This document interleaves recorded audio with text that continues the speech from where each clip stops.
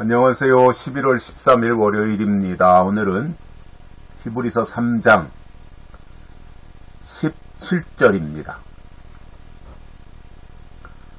또 하나님이 40년 동안에 누구에게 노하셨느냐? 범죄하여 그 시체가 광야에 엎드러진 자에게가 아니냐. 아멘. 토요일에도 바로 15절, 16절 말씀을 통해서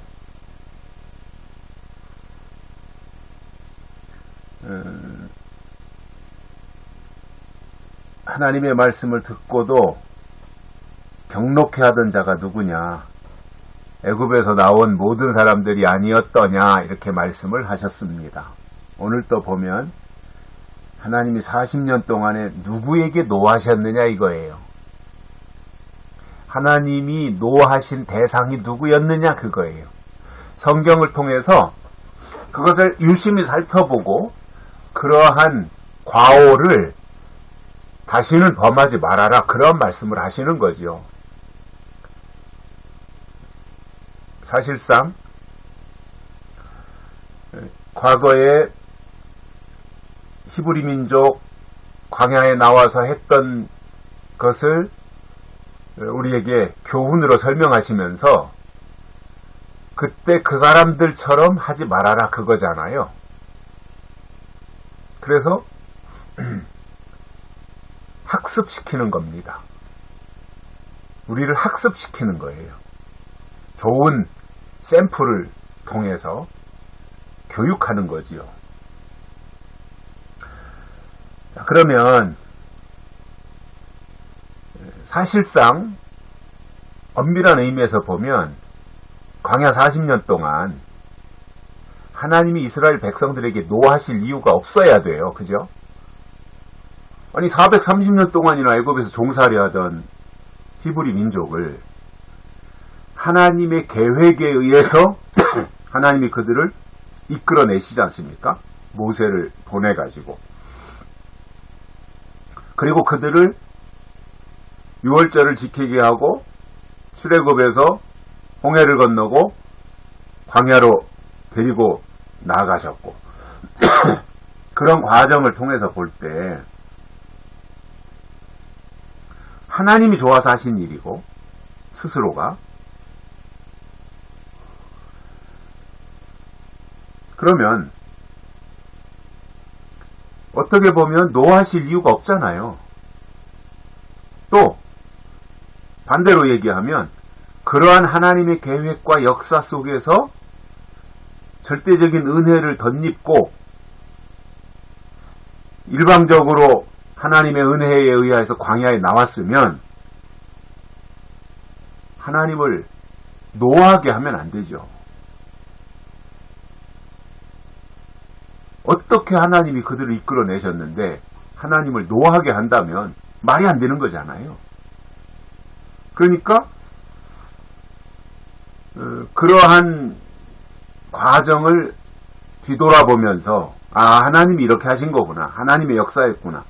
우리의 힘이나 우리의 노력이나 우리의 의지가 아니라 이것은 하나님이 하신 일이구나. 이렇게 생각하면서 모든 일에 하나님께 감사하면서 갔다면 하나님이 노하실 이유가 없는 거잖아요. 그런데 광야 40년 동안 하나님이 누구에게 노하셨느냐 이거예요. 노하신 대상이 누구였느냐 그것을 잘 기억하라 그 말입니다. 그러면 40년 동안 하나님이 노하시는데 그들이 누구였어요? 범죄하여 그 시체가 광야에 엎드러진 자에게가 아니냐 이렇게 말씀하고 있어요. 범죄한 자들이다 이겁니다. 광야에 나와서. 그러니까 하나님이 보실 때 지금 중요하게 보시는 게 뭐예요? 애굽에서의 어떠한 범죄나 애굽에서의 문제를 지적하시는 것이 아니라 광야에서의 문제점을 지적하시는 거예요 지금. 광야. 하나님이 그렇게 이끄셔서 홍해를 건너고 광야로 데리고 나와서 구름기둥 불기둥으로 이끌고 가시는데 거기서 범죄했다는 거예요. 그러면 애굽에 있을 때의 범죄와 하나님의 평가를 제가 설명드리는 겁니다. 애굽에 있을 때의 범죄와 광야에 나왔을 때의 범죄는 다릅니다.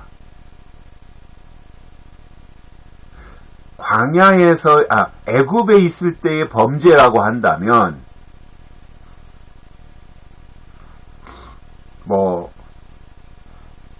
미워한다든가 또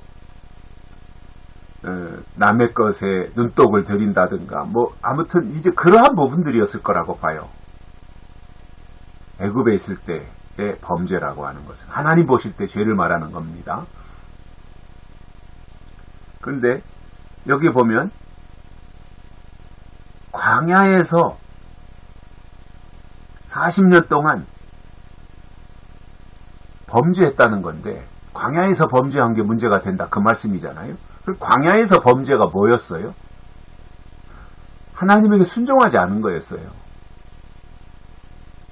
그리고 하나님이 세운 모세의 권위를 인정하지 않은 거예요.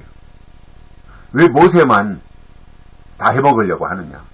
왜 아론만 그렇게 하려고 하느냐? 그 하나님이 세운 모세의 권위에 도전했다가 그들이 멸망을 당하잖아요. 고라의 자손 같은 경우 땅 입을 벌려가지고 몰살하지 않습니까? 그러면 하나님은 하나님의 뜻이 있어서 모세를 세우신 거잖아요. 그리고 모세를 광야의 지도자로 세우신 거잖아요. 모세가 잘나고 못나고 이게 중요한 것이 아니라 하나님이 모세를 통해서 일하시겠다고 하는 계획이 중요한 거예요. 하나님의 계획이. 그리고 그 계획이 모세를 통해서 나타났고 하나님이 모세를 통해서 일하시며 하나님이 모세를 쓰시는데 지금 그것을 못마땅하게 생각하고 불평이나 하고 원망이나 하고 이것이 광야에서의 범죄였던 거죠. 하나님에게 도전하는 거잖아요.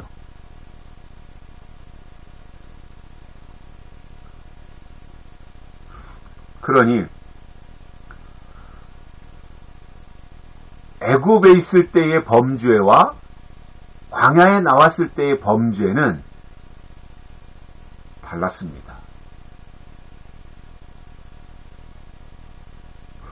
애굽에 있을 때의 죄는 육적인 문제였다면 광야에 나와서의 죄는 영적인 부분들이잖아요. 즉 하나님이 세운 종에게 도전한다든가 하나님 주신 말씀에 불순종한다든가 하나님의 인도하심에 대해서 원망한다든가 불평한다든가 이러한 것들이 광야의 범죄였던 거죠. 그래서 그 시체가 광야에 엎드러졌습니다. 출애굽할 때 숫자가 60만 3,550명이었습니다. 그들이 출애굽을 해서 홍해를 건너고 광야에 나왔습니다. 근데 광야 40년 동안 광야 학교, 광야 훈련소를 거치면서 출애굽했던 1세대들 60만 3,550명 중에서 여호수아와 갈렙을 제외하고는 광야에서 죽었고 그리고 광야에서 태어난 2세들 애굽을 알지 못하는 2세들이 여호수아와 갈렙과 함께 가나안 땅에 들어갔던 것입니다. 그래서 그 시체가 광야에 엎드러진 자들, 그들이 범죄한 자들인데 그들은 출애굽한 1세대들이었다라는 거죠. 그들은 광야에서 다 죽었습니다. 출애굽은 했는데 가나안 땅에 들어가지 못했던 거죠. 영적인 신앙생활 우리가 바로 해야 출애굽도 경험해야 되고 광야도 경험해야 되고 가나안 땅도 경험해야 된다 그 말입니다. 여기까지 하겠습니다. 감사합니다.